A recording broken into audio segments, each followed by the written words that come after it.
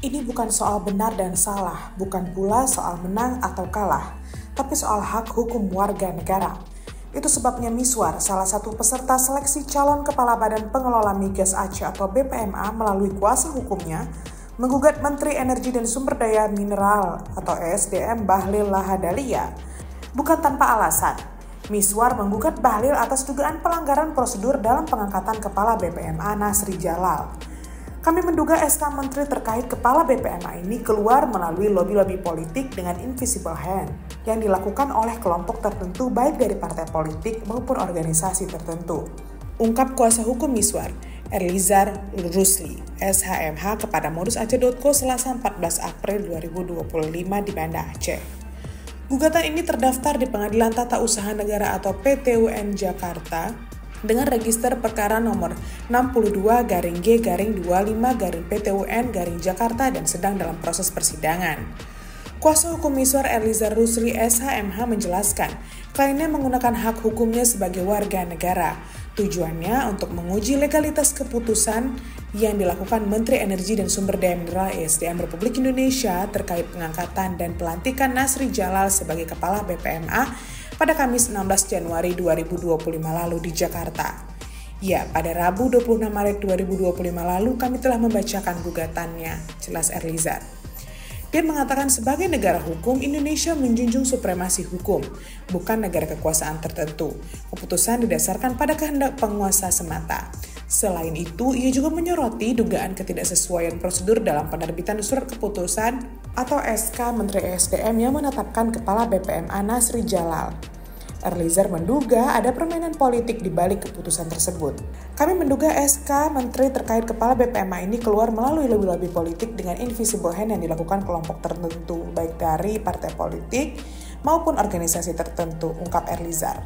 Itu sebabnya Erlizar menekankan bahwa kasus ini bukan sekedar persoalan suka atau tidak suka terhadap individu tertentu, tetapi lebih pada pengujian apakah pemerintah benar-benar menjalankan prinsip negara hukum atau justru terjebak dalam praktik negara kekuasaan. Negara hukum menempatkan hukum sebagai panglima tertinggi dalam pengambilan keputusan, sementara negara kekuasaan lebih mengutamakan kehendak penguasa. Jika tindakan pemerintah tidak berlandaskan hukum, maka hak-hak warga negara bisa terancam, jelasnya.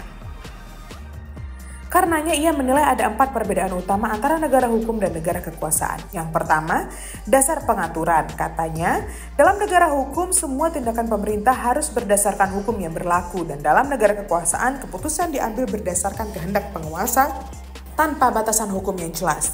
Kedua, perlindungan hak warga. Negara hukum menjamin hak asasi manusia dan kesetaraan di depan hukum.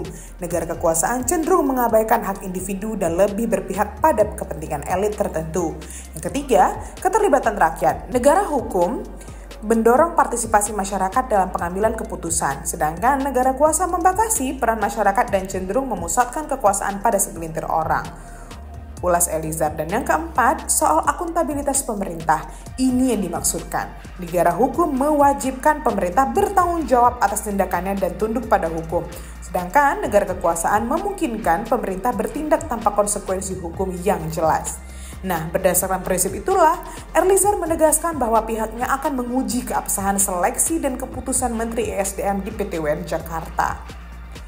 Sebelumnya, melalui kuasa hukumnya tadi, Miswar juga menggugat mantan pejabat atau PJ Gubernur Aceh Safrizal ke Pengadilan Tata Usaha Negara PTUN Jakarta.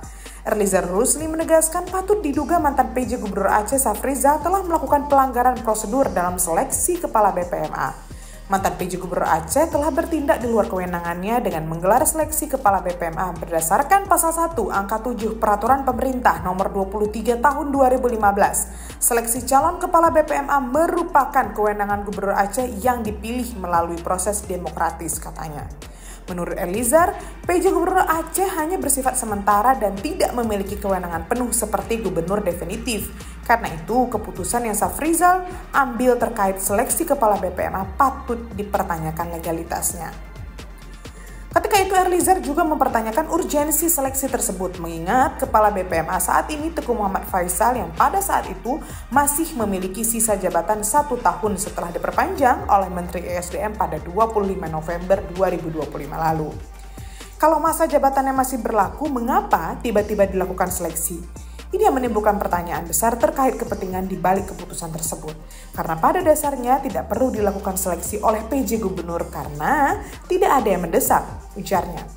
Berdasarkan prinsip negara hukum, Eliezer menegaskan bahwa pihaknya akan menguji keabsahan seleksi dan keputusan Menteri ESDM di PT UN Jakarta.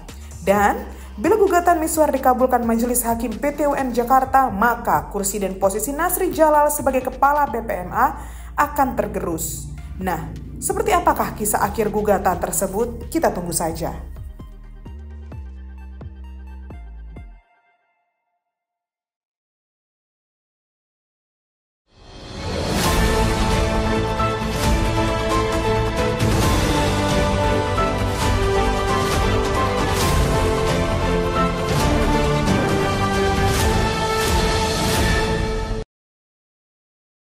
Jangan lupa like, komen, dan subscribe.